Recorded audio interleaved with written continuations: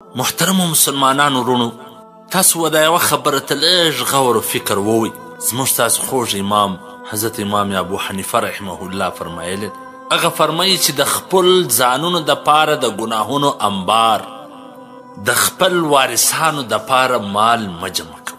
که لږ پر دې باندې غور او فکر وکړو چې موږ تاسې د خپلو وارثانو دپاره په څه طریقه سره پیسې ګټو، قسمونه، قرنونه، طلاقونه، درواغ، دوکې، فراډونه، چې څنګه یو طریقه استعمالېدلی سي هغه کوو.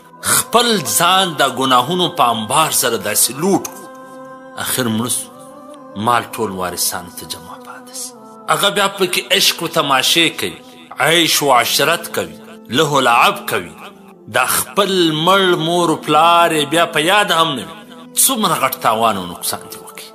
ځینې کسان ته چې ګورې چې اوس دی کمه سرمایه لري، دا به د ده کړوسی هم ختم نه کړي، لا هم د دا غریبانو ځان نور پسې ستړی کړی وي. نه شپه ګوري، نه ورځ ګوري، نه خیر خیرات پکې کوي، نه زکات ورکوي. یوه پښه به په قبر کې، بله پښه به په مځکه کې. دې ته نه ګوري چې زه خو سبا مرم، دا ټوله مال در شا پاتېږي. بیا هم دی د آخرت فکر نه کوي، د الله څه ویره نه کوي. څومره د نقصان خبره ده عزتمن. نو ځکه امام صاحب رحمه الله فرمایي چې د خپل ځان دپاره د ګناهونو انبار، د خپلو وارثانو دپاره مال جمع کول داسې مه کوه.